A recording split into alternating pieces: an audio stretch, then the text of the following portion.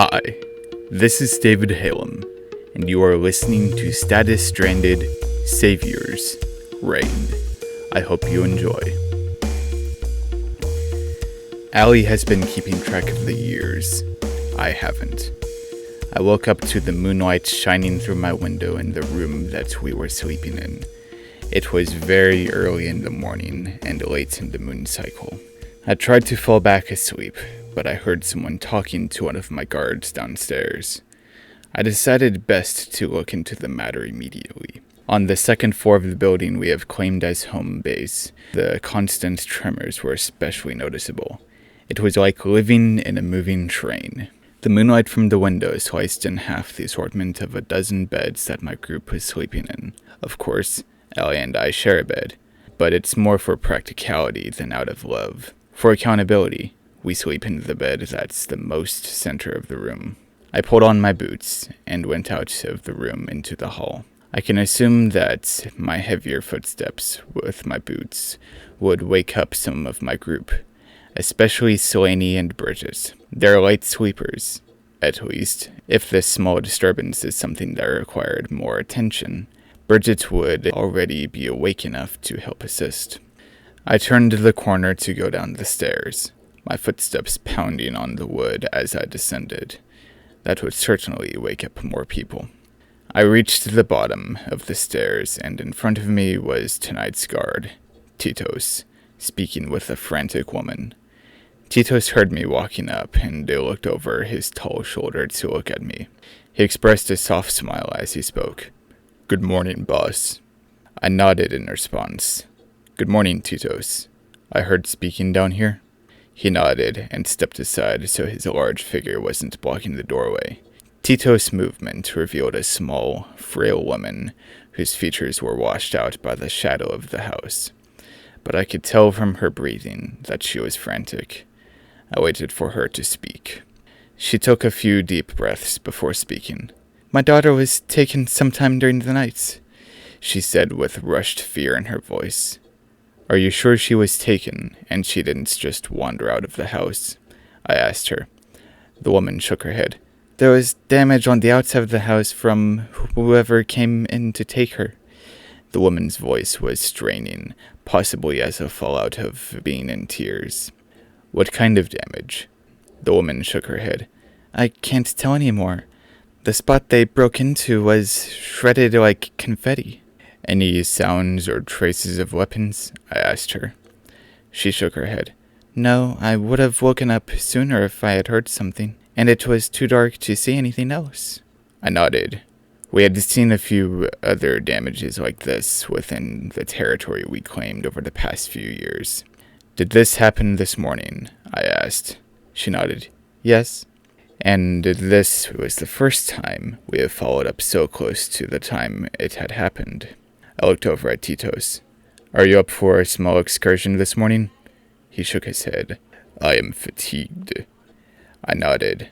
Then I knew exactly who I was getting for this excursion this morning. I looked down at the woman and nodded. "I will be back in a moment." She nodded quickly and spoke with a weak voice. "Okay." I turned and went back up the stairs to go into our sleeping quarters. I first went to the middle of the room to wake up Allie. I shook Allie and she stirred a bit before she opened her eyes to look up at me. At first, she didn't show any enthusiasm for waking up until she saw me standing above her. I didn't bother whispering as I spoke to her. "Make sure Bridget is awake and both of you get ready. We may have an urgency." Allie stood up and shook her head to wake herself up more. She took a deep breath before standing to walk over to where Bridget was sharing a bed with Mallory to wake up Bridget. I then went to the other side of the room where Mallory was sleeping very soundly alone in his bed. I approached his bed and didn't bother stopping to pause before I swiftly pulled off his covers, throwing them onto the floor, then grabbing him by the shoulders to sit him up and shake him awake. Allie and Bridget were already walking out of the room before Mallory woke up. I shook him again, and his eyes cracked open but seeped back closed. I let go of him and he fell back on his back, asleep. I looked over at his nightstand and there was a single glass of water sitting there. I grabbed the glass and thrust the water onto Marid's face. He let out a sound of disgust. "Rain, what the hell?" "Get up. We have an excursion," I told the kid directly. "Was that my water?" I set the glass back down on the nightstand. "If you would have woken up when I shook you the first time, you could have drinking that water," I said sternly. "Get up. We're suiting up, going with Allie, Bridget, and Varney to help a woman get her daughter back." Marid groaned. "I'll fuck her so she can have another one next year, just so we don't have to go this early in the morning." I shook my head. "Mar, you're a good fighter, and even killer, but one of you is enough." I looked over the beds to make sure Vernon was asleep. All of the housekeepers have asked the rest of us to watch our language around those of us younger than 18. If Vernon was awake, that then gives me every right to punch Marid in the face. The kid was fast asleep. It didn't appear that he had heard anything. Good for Marid. Marid went out to the armory room, and I went to wake up Varney. Varney woke up right away after a few pats on the shoulder. "What's going on, boss?" he asked as he sat up in his bed. "Missing girl. Maybe related to some of the other break-ins we've seen," I explained. Varney nodded and pulled his feet over the side of his bed to get his boots on before following me out of the sleeping quarters. I went to the armory room and put on a thin layer of armor that resembled an ivory-colored tank top undershirt, but it was more stiff and rigid than normal cloth. The pants I put on were made out of a tougher material than the undershirt armor, and were a tan khaki color. Finally, I put on my jacket. A weaker armor cloth than the pants, but it's something. I pulled the drawer out next to where my armor hung and took out my knife. Well, my father's knife. I tightened my grip on the knife and felt the handle with my thumb, avoiding the button that summoned the blade. I closed my eyes for a short moment of silence before holstering the blade onto my belt clip. And finally, I took a pistol from the drawer and made sure it was loaded. A clip of 20 bullets. The sight of the gun in general made me wince at a certain thought, but I quickly dismissed it. Now isn't the time to think about that day. I walked out of my small part of the armory room and waited in the hall for the other four. The ground still shook. Marid was the first to come out. He was wearing black armored pants that were the same as my pants besides the color. He had a green jacket like mine, except mine was dark blue. At one side of his belt he had the handle of what would extend to be a rapier, and at the other side of his belt there was a large pistol. In his jacket there were more ammunition clips for the gun. Marid glared at me. Contrary to his attitude, he is a morning person, just so long that he is a morning person by himself. Varney came out next. He chose his armor and weapons with the same mentality as a frog. If it's colorful, it's very deadly, and he is. Varney had bulldogs on his knuckles that glistened in the moonlight, a pale green color, but were a golden color at the tips of the spikes. His armor-woven pants were also a bright green color, but had more weight than the rest of ours. He wore a bright red breastplate under his flowing, bright sky blue long coat that went down to his knees. As for weapons, Varney had a stylized sawed-off shotgun at his waist that was red and white striped. The rest of us call it the candy cane. Strapped onto his back was a laser cannon that worked more like a flamethrower. The barrel was longer than my arm and wider than my head. The cannon was black in contrast to the blazing red beam that comes out of the cannon.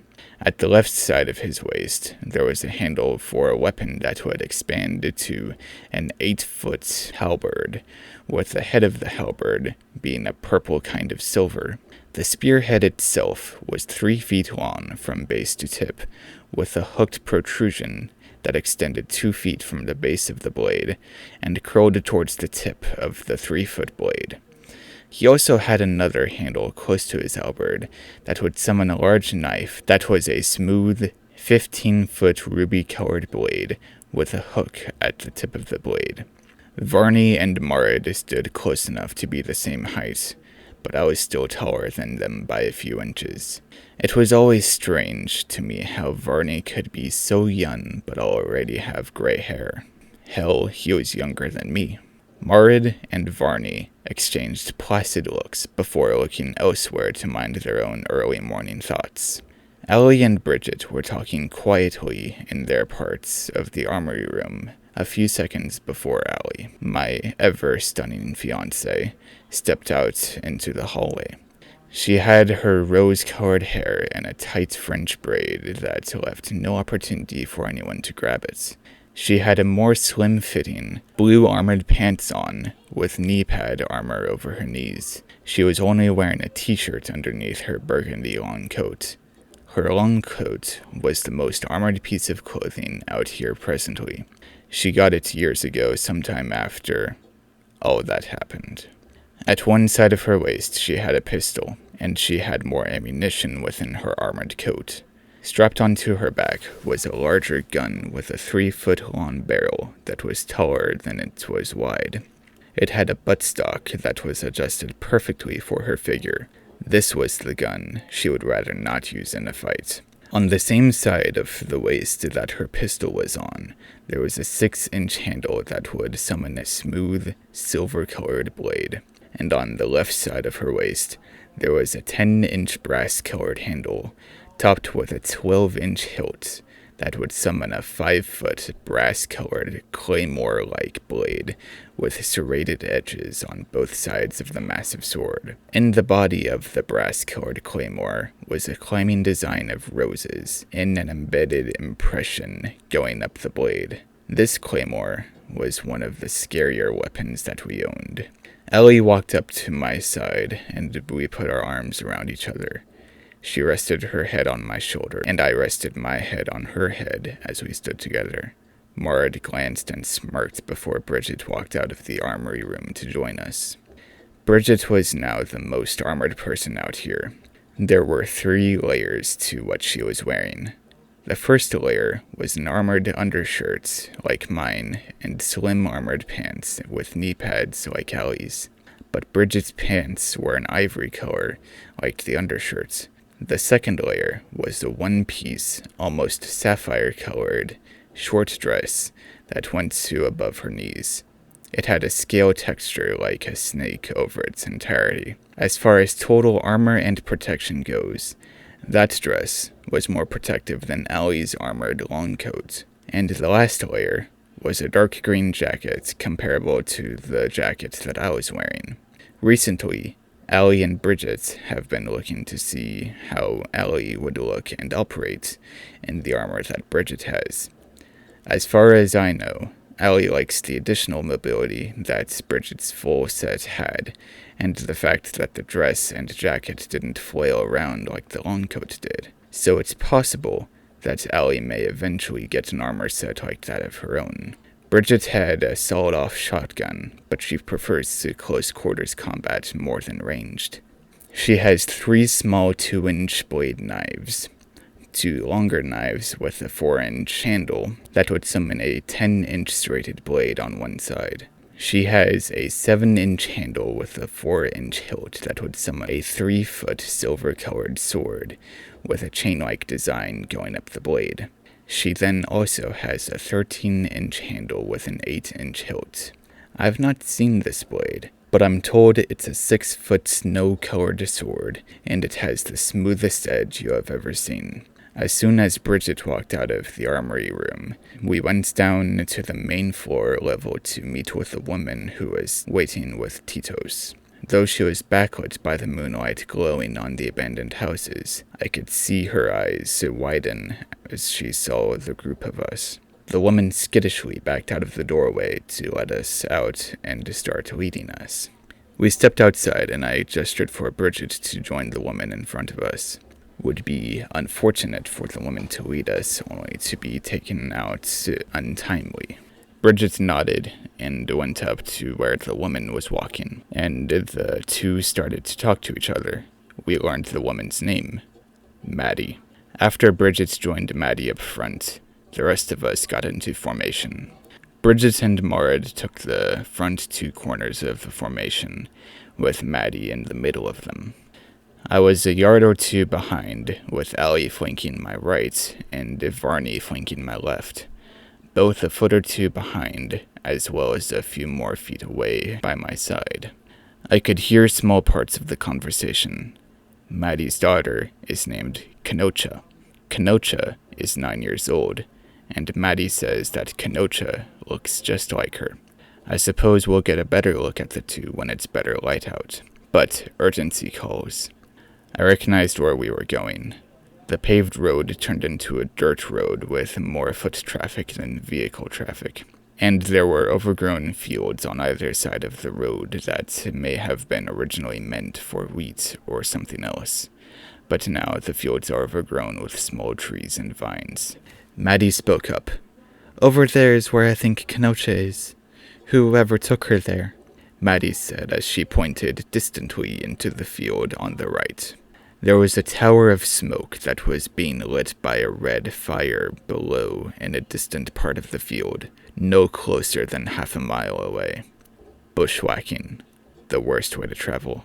"Shit," Maud reacted. "Is there more road to take us there?" I don't know," Maddie answered. "I've never come out here." "I've been out here a few times," Varney spoke from my flank. "If we keep walking this road, we'll be there in about half an hour." "And what about through all that?" Maud asked with a tone of annoyance in his voice. There was a pause before Varney answered. 15 minutes. Maud very audibly sighed. Fuck. Alright. I'm definitely having some words with Maud after this excursion. The overgrowth of the field grew over and around the barbed wire fence that surrounded the field. Maud approached the fence and pulled out a handle from his waist and pressed the button to summon his rapier. The blade appeared with a loud metallic noise. With the blade, he quickly hacked the fence and its overgrowth to the ground, allowing us to walk through. There were no pre-made paths in the field. Within the field were trees and small bushes no taller than my shoulder. I say that like it's no big deal, but Varney was almost eye level with the taller trees that filled the space. One thing that I can compliment Maud on is this. When he's focused, he's quiet. Presently, he's focused on clearing out the more intrusive brush that was in the trail we were blazing, meaning he wasn't saying a word, and pleasantly depriving me of an opportunity to get onto him any more than I already will. I looked up into the early morning sky. Stars. Nothing but stars. The world leaders got their saviors, but once they left, no other alien races or ships have come to Earth. The days we needed help the most, and no one comes. As we slowly grew closer to the tower of smoke, we could hear the sounds of chanting throbbing and pulsing from the area the smoke was coming from. It would be important to note that the tower of smoke in front of us wasn't one single flow of smoke at this point. The closer we got to the smoke, we realized that there were 5 or up to 7 different towers of smoke rising from the ground. Maud made a disgusted sound. Fuck, that's sick. I inquired, "What is it?" Maud looked over his shoulder at me and shook his head. "The shit they're chanting is demented." 2 thoughts came to mind. I suddenly remembered that Maud knows Arabic, and that statement means a lot coming from him. "What does it mean?" I further asked him. "It means we came to the right fucked up place." I nodded and gestured with my head forward.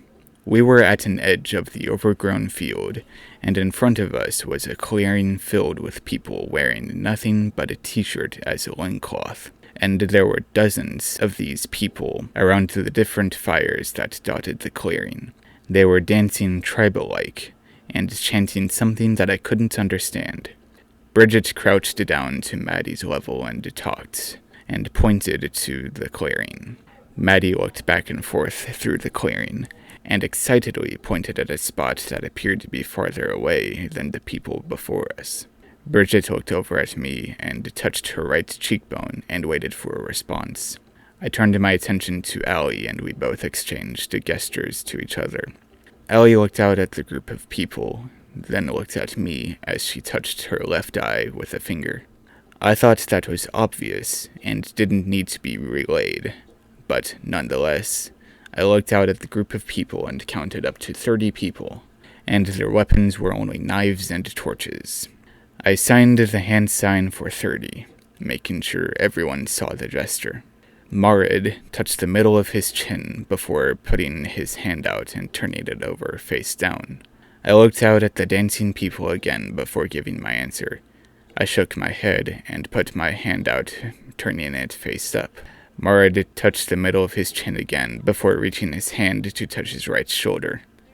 Again, I shook my head as I reached over to touch my left shoulder. Marid frowned, but nodded compliantly. I made a finger gun with my hand. I touched my thumb to my bottom lip and my forefinger to the spot between my eyes. I then, at a moderate pace, pointed the finger gun forward in the direction of the dancing people. We walked out of the brush with hands at the ready of our weapons. We reformed out of formation and continued onto the clearing. Marid, I said flatly. He turned and looked at me. I put my thumb to my lips and pointed at the people around the fire. Marid furrowed his eyebrows at my instruction, but then proceeded to accost the dancing people. Marid shouted in Arabic at the group and made threatening motions with his rapier. His body language was intense against the group. The rest of us made a small barrier between the group and where Maddie was pointing to. With the impression that Marid had decided to express, I decided it would best serve us to draw our weapons. I took out my knife and summoned the blade. The sudden tink sound of the blade appearing on my handle stabbed the air and had a small echo to it. The larger weapons, Allie's claymore, Bridget's smaller sword, both had heavier metallic sounds to accompany the sound of the blades being summoned. Varney reached behind himself and pulled out the barrel of his laser cannon flamethrower weapon and made sure it was ready to use. It appeared that Marid was intensely livid at these people, going so far as to get in their faces and yell strange Arabic obscenities at them. I turned to Varney and gave him an order. Go with Maddie to find her daughter. Be wary of traps. Varney nodded and collected Maddie to find her daughter. All the rest of us have to do now is keep the group distracted. And to my understanding, that wasn't going to be hard. But controlling the fallout was going to be a challenge. Marid decided by himself that he wasn't going to hold back anymore and lashed his rapier across the stomach of one of the stunned dancers. The dancer's red blood was black in the moon's glow as the blood sprayed a short burst out of the dancer. The crowd exclaimed in shock and fear, but a few of the crowd suddenly had knives and approached Marid. I know Marid could hold his own against that group, so I wasn't terribly concerned with his well-being presently. A few other dancers shouted something in Arabic, and suddenly the fires blazed and burned brighter and stronger as the flame towered into the sky like a skyscraper going miles into the air. Witchcraft. Dirty, fucked up witchcraft. The dancers ran into the pillars of flame. For every one dancer that ran through the fire, 2 flaming individuals ran out of the larger fire in the center, quickly swarming the clearing like wasps around a nest. A chorus of children screamed behind me. I looked over my shoulder and there were dozens of small children cowering in 5 different cages scattered behind us in the clearing. Even in the moon glow, I couldn't see the details of the children, but their movement was frantic. I looked back at the swarm of flaming people darting and running about aimlessly. as wild and sporadic as sparks from a roaring inferno with no direction. I took out my gun and tried to take aim at any of the flaming men, but they were moving so fast I couldn't get a good shot at any of them. Bridget joined the swarm in an attempt to cut down the flaming figures with her sword. I couldn't see her progress if any was made, but there were plumes of red flame that erupted every other time she swung her sword against the swarm. I looked over at Allie, and with one hand she made a gun in her hand and touched her thumb to the bottom and her forefinger between her eyes, then pointed forward. I nodded, and we strutted towards the flaming swarm. I had my knife ready, and Allie had her claymore in both hands, ready to attack. Maddie was shouting something with a deep anger in Arabic, somewhere else in the clearing. I quickly ran up to a flaming figure and slashed my knife across it as it ran past me. An eruption of flame and blazing heat roared out of its side where I attacked it, and it kept running. Another flaming figure was running more in my direction, and I raised my knife to hit it on the shoulder close to its neck. But before I could get that far, I felt another intense heat behind me, and the red glow backlit me as I slammed my blade down onto where the collarbone of the flaming figure would be. Instead of erupting into flames like the other flaming figure, this one turned back into a person, and he stared at me in the eyes. A jarring expression that caught me off guard for a second. Not even the place where I attacked him was bleeding. Allie came in quickly and smashed the serrated edge of her claymore against the man's knee, cutting deep into his leg and tearing flesh and ligaments, and the jagged blade passed laterally against his flesh. The man fell to the ground screaming and writhing in pain. I winced at the sight, but then I stomped on his other knee, bending it backwards to make sure that he certainly couldn't stand back up again. His knee cracked and gave from the force of my foot, and he growled in more pain. I looked away from the painfully prone man, making sure I was still alert of the burning swarm around me. Allie was only a few feet away from me as she swung her claymore into a group of 3 flaming figures, her golden brass-colored blade wisping through the figures that were only aflame and revealing the ones that were real men. 2 of the figures were real men. Allie saw me out of the corner of her eye and rose her claymore to strike down one of the men. She slammed the blade down to where it cut into his thigh at a steep angle, almost severing the limb entirely, but the leg was being held together by a few tendons of muscle, and a broken bone that was now protruding through the open, bleeding wound. As Allie let the blade follow through, she crouched down with a motion of the blade, allowing me to launch myself using her follow-through motion of a somersault as leverage as I leaped towards the other man, with my knife ready to take a deep slice out of his side. My knife was met with the usual thick resistance of flesh as it hit and penetrated the man. The man was knocked to the ground, and I was sprayed with his blood as I tucked and rolled in as much stride as possible from my attack. I finished the motion with the 1 knee on the ground and 5 more flaming figures above me in uncoordinated swarm. Allie came from my left and plowed through the 5 figures with a grunt to her action. All 5 of the figures were real men. I started to stand up as 3 of them spoke a rhythmic phrase, causing their hands to glow a ghastly white. All 3 of the men who spoke reached a glowing arm out towards me, and I felt the grip of 3 men around my neck. I tried to claw at the grip, but there was nothing to claw against. I tried to shake myself out of the grip, but my neck was stuck in place by the grip. I frantically tapped my right shoulder as I reached for the pistol from my belt. The pistol was in hand, and I used my other hand to take the pistol off safety and aimed for any of the men in front of me. As fast as I could raise my gun, the grip on my neck was lessened by a hand, and some force knocked the gun out of my hands. I was defenseless. I made every effort to frantically slap my right shoulder, making sure it made a sound. Air was starting to make itself more scarce now as the grip returned to a 3-hand strength. I closed my eyes, and my efforts to slap my right shoulder were getting weaker and weaker. I dropped to the ground. The grip was gone, and I started to gasp for air. 2 sets of footsteps came to either side of me. I turned onto my back to look at the owners of the footsteps, and above me was Allie, stunning and stoic as she had a fixed expression of deadly determination on her face with hints of concern. I don't blame her for that expression.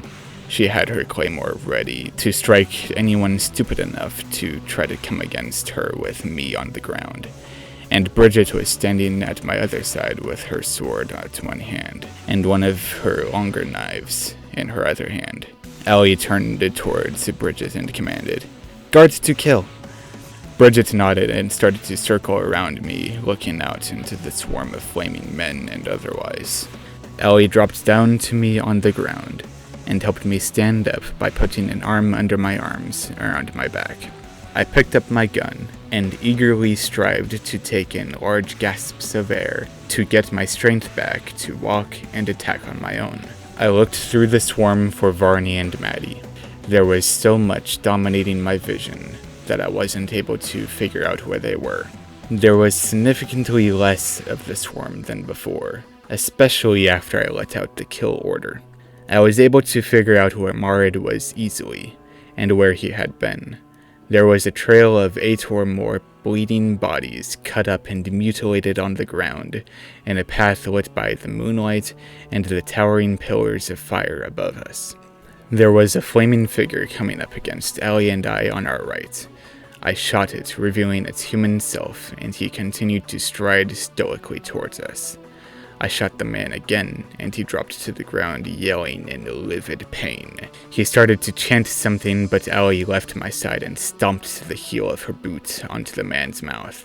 The jaw cracked as it broke and fractured under Allie's foot, and a thudding sound came from the man's throat as it caved in and was stabbed by his broken jawbone. Allie stood over the man, waiting a second to make sure he was dead.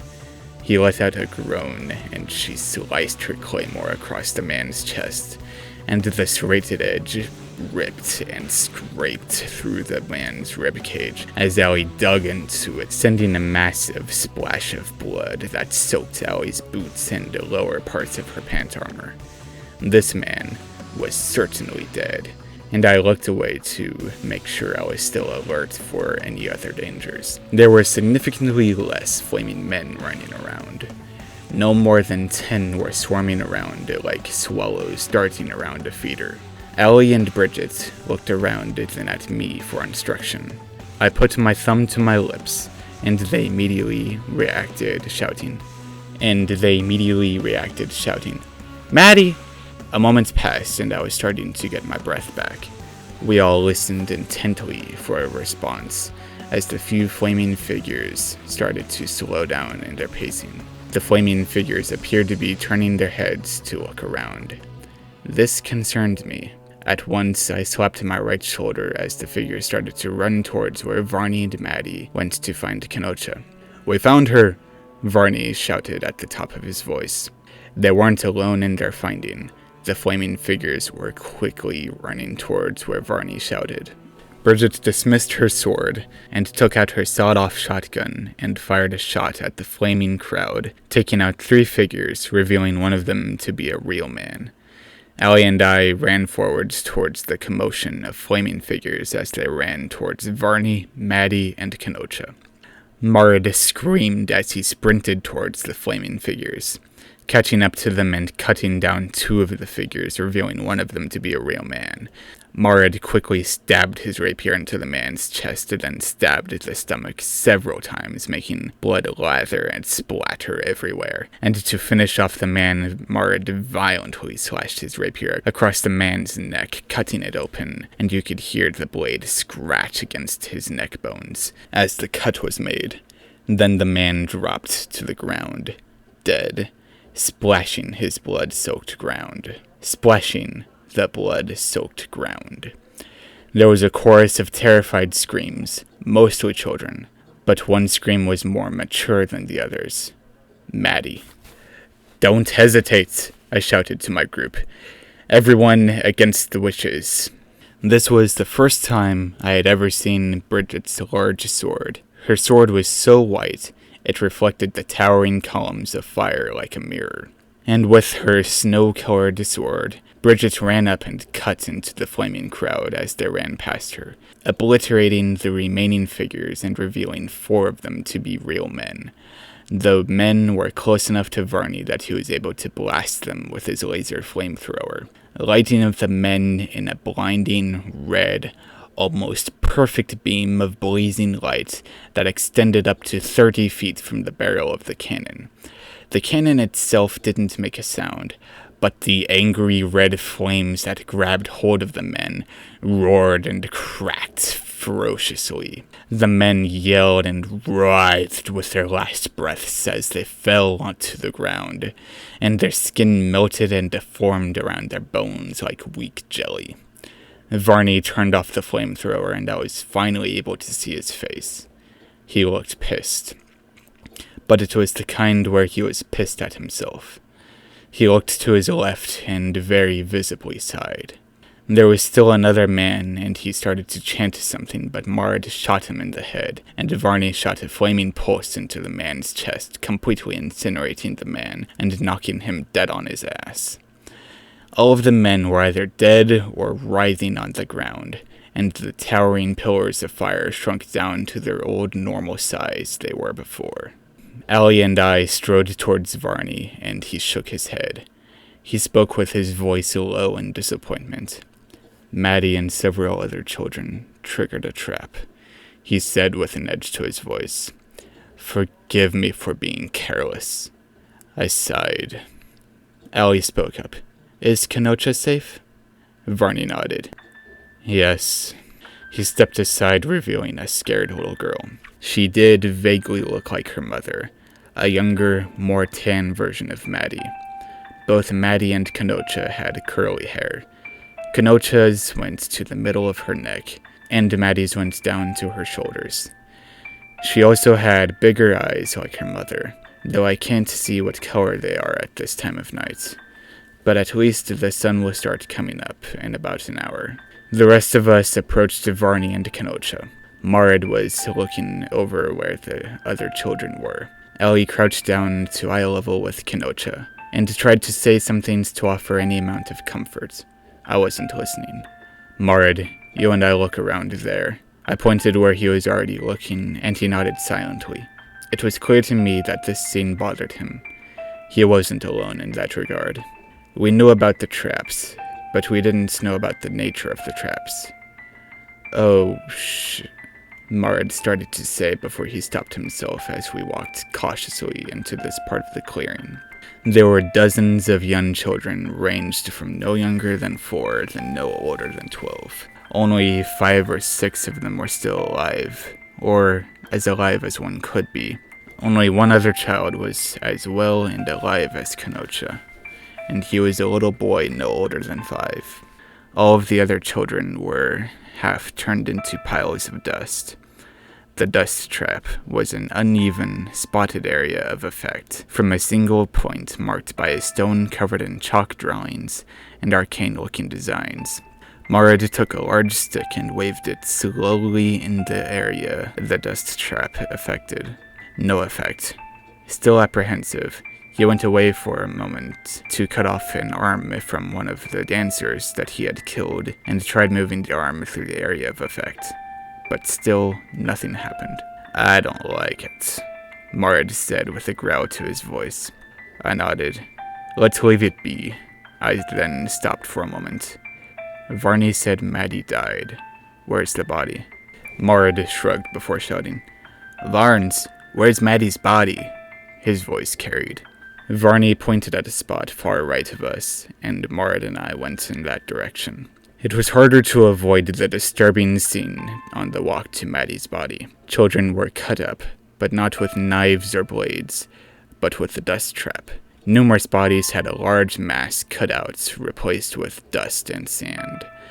The wounds weren't cauterized, but even at this point, the children were too far gone. The dead children all laid next to the chunky, wet mud that was moistened by their blood. Some children only lost a leg or an arm. Others lost both legs or had holes cut out of their chest. Or worse, their heads were lost to the dust. Varney and Kennocha started making their way to Maddie's body as well. The morning glow of the sun started to add color to the sky, the smoky haze turning a white-orange, and the few clouds in the sky turned into a weak peach color. I heard a shotgun blast, and there was a fleeting plume of dust that scattered into the air a few yards in front of us. I could faintly hear Varney say, "You should be safe now," most likely to Kennocha. Maddie and I got close enough to see the solemn scene before us.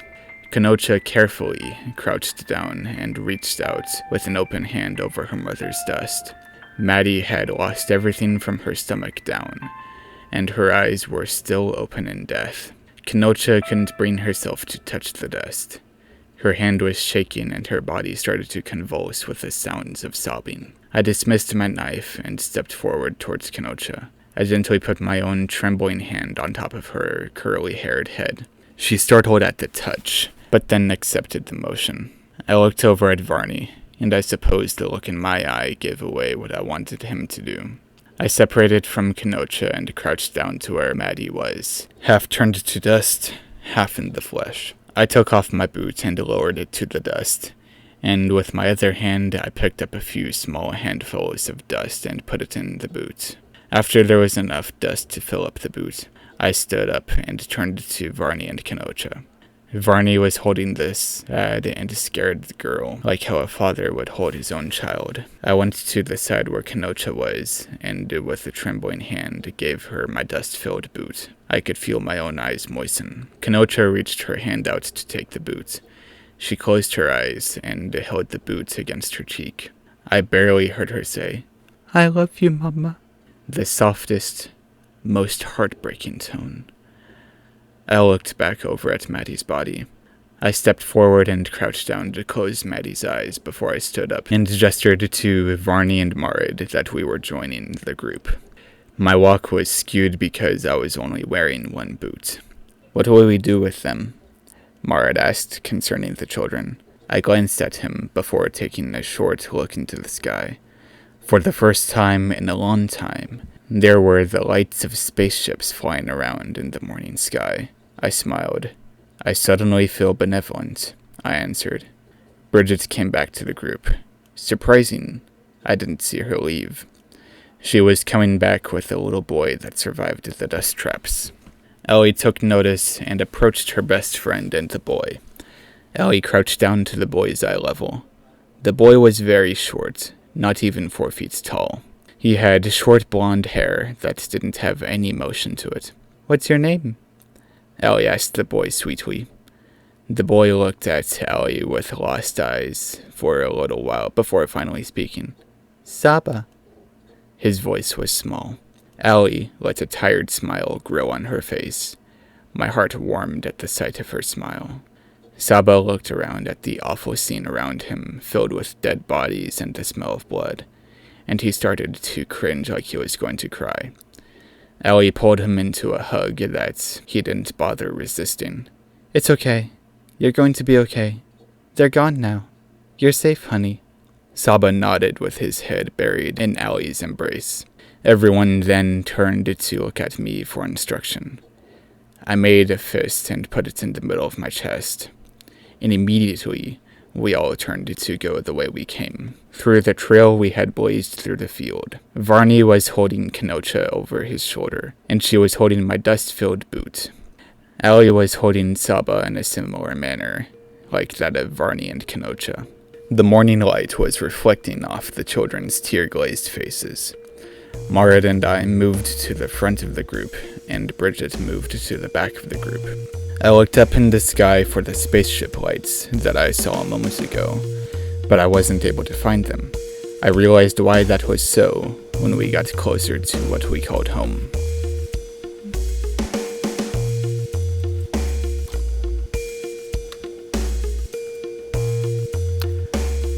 Hi, this is David Halen, and you just finished listening to Saviors, Reign, from my story Status Stranded.